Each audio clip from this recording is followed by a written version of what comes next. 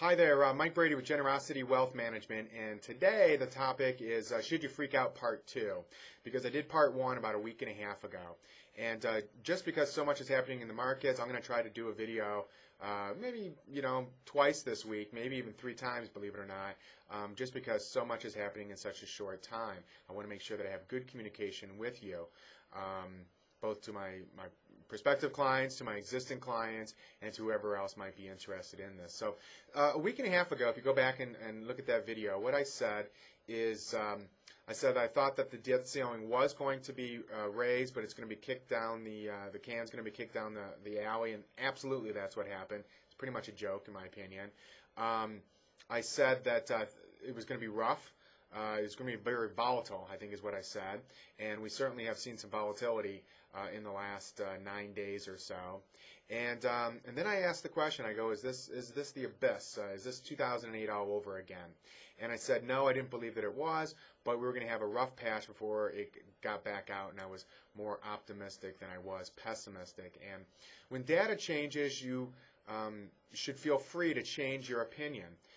Some of the data is worse. I mean, I didn't see the as rough of a patch last week as I said a week and a half ago. But the reason why you have a diversified portfolio, the reason why you make modifications throughout the year is for something like last week. If you're here at the beginning of the week wondering, oh my gosh, what should I do? The answer is it might be too late. You should have the portfolio already and a good relationship with your advisor who can explain what your portfolio is. Hopefully you're very low, if down to zero, on municipals. Hopefully your exposure to Europe is next to zero. Hopefully you have some gold exposure, and hopefully you're well weighted with a lot of bonds in there as well, which are of a short-term nature. So anyway, that's what you do in preparation for it. But here we are, and so the question is this the beginning?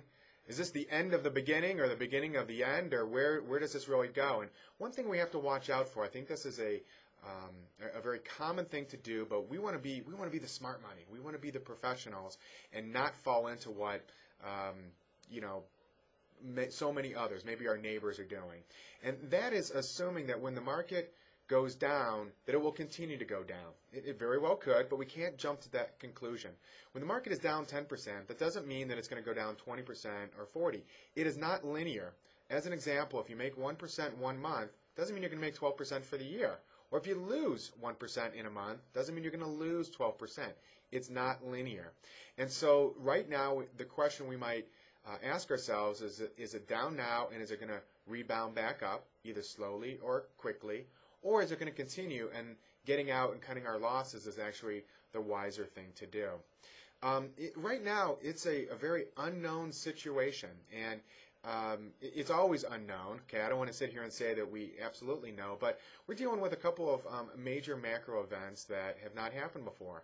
One of which is the downgrade of the S&P, from the Standard & Poor's of the U.S. government, and the whole ripple effect that might have. I mean, as it relates to municipals, as it relates to money markets, as it relates to a number of different things. It's a little bit unknown. I will just kind of talk about that right this second, I think. Let's talk about the Standard & Poor's downgrade. It was poor timing, okay? Friday, after market close. I mean, just pretty rude as far as I'm concerned, particularly after the last, couple of weeks of the debt ceiling, very hyper-political discussion, one way or the other, on the two sides there.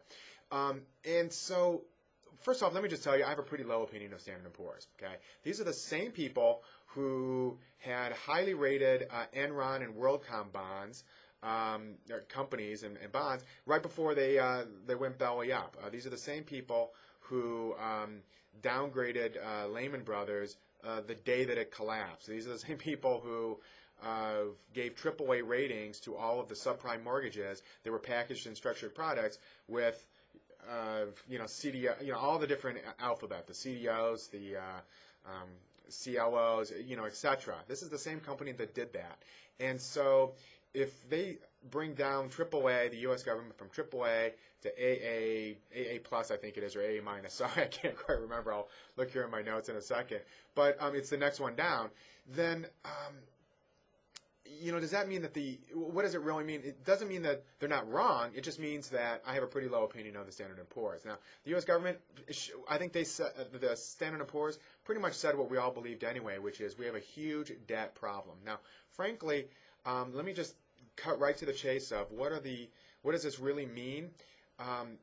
The possibility of the U.S. government not paying its debts is zero because all of this debt is in U.S. Currency. Okay, so that does not mean that there wouldn't be a negative consequence if we just turn on the printing presses. Okay, but I'm telling you, the probability of the U.S. defaulting on its debt is zero. Forget everything you've seen or read leading up to this debt ceiling, which is a whole nother discussion about how important the debt ceiling really is. But the probability is zero. Now, if they turned on the printing presses, now that would have other effects. Of course, there would be inflation and other negative consequences, but we would pay it off even if it was in deflated dollars, okay? Now, Warren Buffett, who I think very highly of, I mean, the guy, give or take, 30 or 40 billion dollars, he and I are, pretty much pals. And the guy is super smart, and he basically said, the U.S. government, I'm still, the AA is now the previous AAA. Now, what effect did this have in other governments? Japan was downgraded in January of 2011 to pretty much a non-event. The market dictates what they're going to require as a rate of return on the bonds that they're going to buy from the government. Okay, so Japan, it's been downgraded most recently, and it pays half of what the U.S. does in order to borrow. Okay, that's just that. So we need to take into consideration that the Standard & Poor's has probably said something that we all believe. They said the right thing. They said it kind of poorly, in my opinion, at a wrong time. They could have waited, I think, until a little bit of the uncertainty goes away. But they said it. They said it. Okay. So now, the S&P downgrade does have an impact on municipals. Unfortunately, municipals, I think a lot of them are going to be downgraded sometime this week or in the near future. That's just kind of the way it goes. What impact that's going to have on the cost of borrow probably will increase the cost of borrow. They're probably not going to survive quite as well as the treasuries, but once again, the market's going to dictate what they require. With your capital, the capital flows to what the best opportunity is. So if a municipal bond or the U.S. government is still the best opportunity for them, that capital that's in that free market is going to say, this is what premium I require for you to receive my capital. I think I'm just going to look here at my notes because there's a lot going on, and let me just jump to the conclusion, which is. No, I'm not freaked out, and I don't think that you should be freaked out too. Now is the time where rational thought, calmness, an understanding that you've done what you can to put your portfolio in a position to weather this out. I am still, and I've not been convinced, although I could be convinced in the next couple of days as data changes, your opinion changes, but the fundamentals and the emotional are two different things, and I still like the fact that there's $2 trillion in balance sheet cash in the companies, and $1.5 trillion in excess capital reserves in our banking system. I do like some of the efficiencies that companies have, and I still am feeling comfortable with some of the fundamentals in the market, even if the technicals are not looking so good, and even if some of the emotionality has to be kind of wetted out. Now is not necessarily the time to freak out. Now, that might change in a day or two. I'm actually recording this on a Monday morning. Markets have closed sharply down. I think a lot of that is emotionality and a knee-jerk reaction to an event that happened after the close on Friday. So I'm gonna, like I said, gonna try to keep you updated and hopefully do these videos as often as I can this next week. Let me just kind of knock through a couple of things here. Municipals I talked about. Let me put that to the side.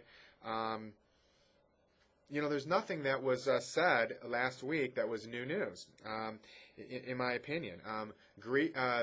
Europe, still a mess. If you've been watching my videos and reading my newsletter for the last year and a half, absolute disaster. You should have very, very minimal international exposure. Let's see. QE2, the ending of quantitative easing 2. We all knew it was going to happen. Ended at the end of June. That's not a surprise. Okay, I'm just going to reach through all my notes here, make sure I hit everything. Okay. Buffett. God, I love that guy. He's smart. I wish I was as smart as him. Basically, he has a lot of cash, and he's bullish on the U.S. and the U.S. market. It's the most vibrant, robust, and diversified economy. And you might say, oh, it doesn't feel that way. Oops, I'm going to get a little bit closer, get focused again. It may not feel that way, but you know what?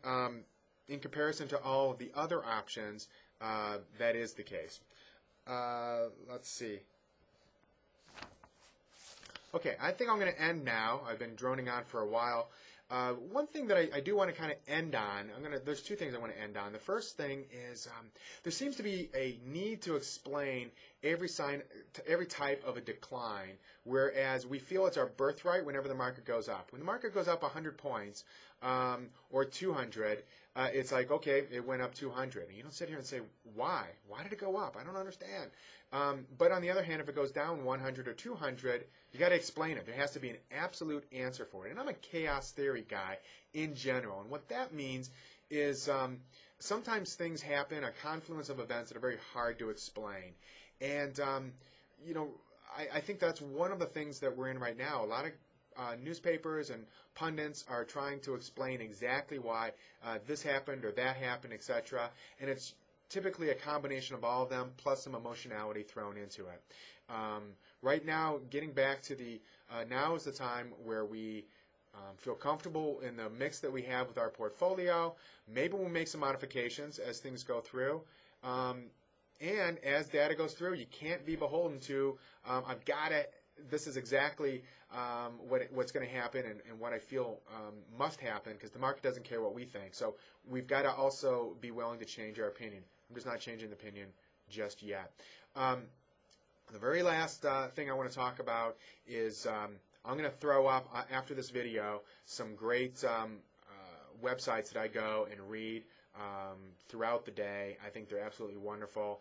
Forget CNN Money, forget all these other kind of larger stream ones. They're garbage. I like some of the blogs which analyze why something happens or starts to explain it and goes underneath the surface. Pragmatic Capitalist, the Zero Hedge, the Reform Broker. I mean, there's a bunch of really good blogs out there that I highly recommend. So anyway, Mike Brady, Generosity Wealth Management, 303-747-6455. And you have a wonderful day. Give me a call if there's any concerns you might have. Thanks. Bye-bye.